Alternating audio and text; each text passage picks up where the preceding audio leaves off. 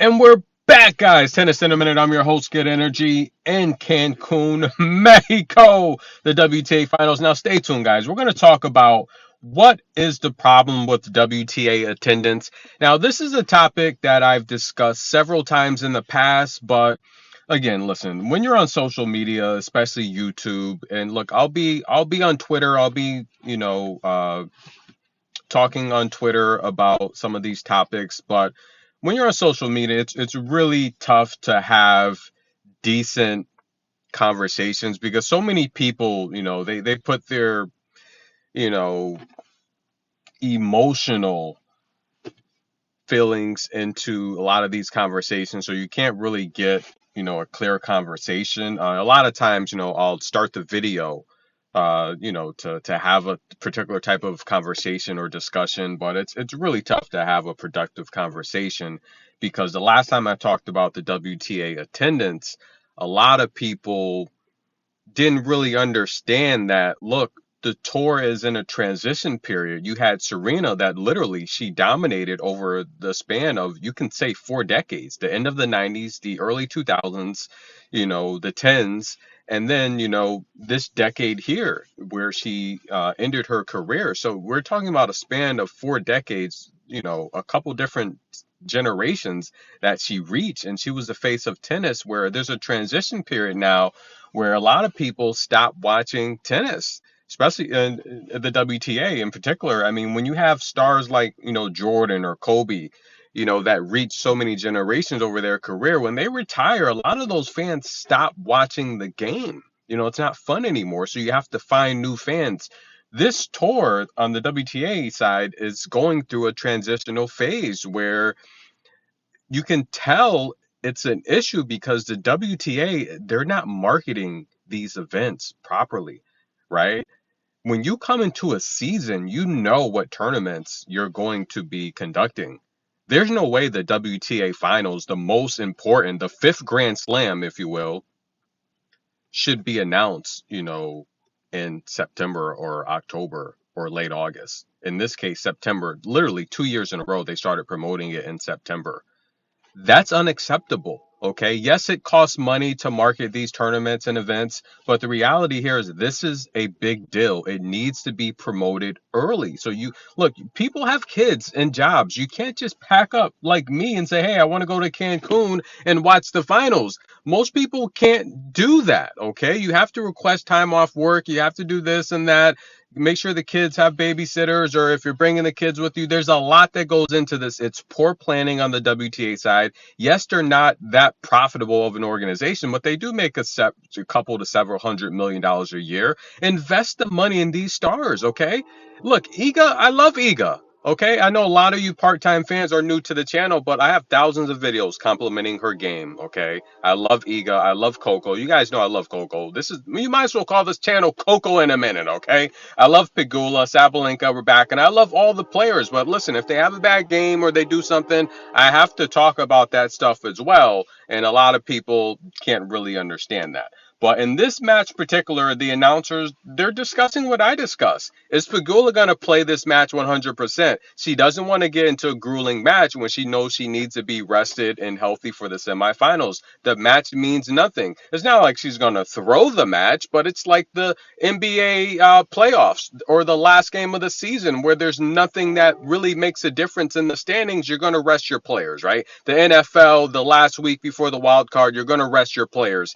That's something that happens in professional sports. This is no different, especially tennis. You do not want to be in a grueling, long 2 or 3 set match with someone like Sakkari when you know you're already banged up, the courts are horrible, and you need to be your best for the WTA semifinals, when the reality is last year you were banged up and you were hurt and injured and you had a bad performance, and she does not want that to happen again today. So like I said, I don't think, be careful with the match. I mean, Pegula is the better player. She should win the match, but just be careful. If you normally wager 200, maybe only wager 100 on it, because Pegula still is the better player. And if you see here, there's been a lot of breaks, a lot of sloppy play.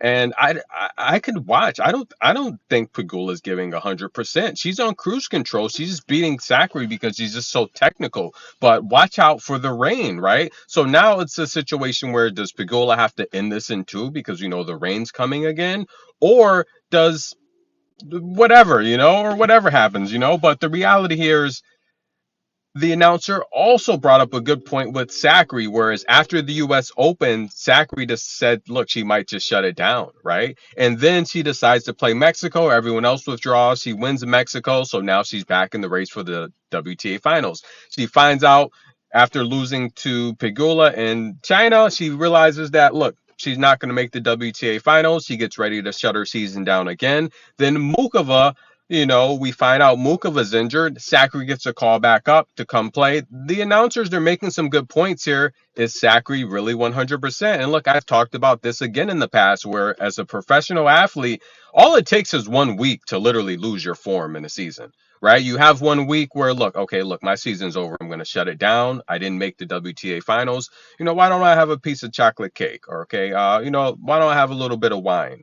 Okay, I'll have a big dinner. Whereas on the tour, you're probably eating a strict diet. You're probably not having that extra piece of chocolate cake. You do that for a week. Now you have to get back in shape and find your form again. It's tough. So I could tell Sakkari, I don't think she was at her best here physically and mentally because she hasn't played well here. And then again, you factor in the court conditions just not being that good.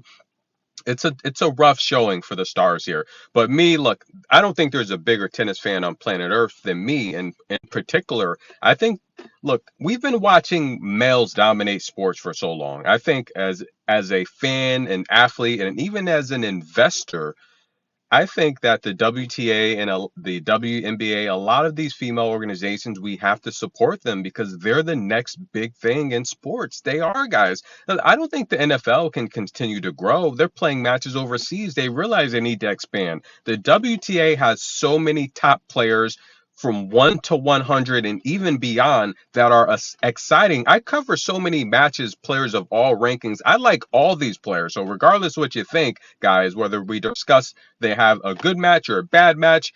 I like all the players. I love all the players. And look, you don't cover as many tennis matches as me if you're not a huge fan of the game, because I've said it all the time. Look, I don't cover tennis on YouTube for money. Okay, guys.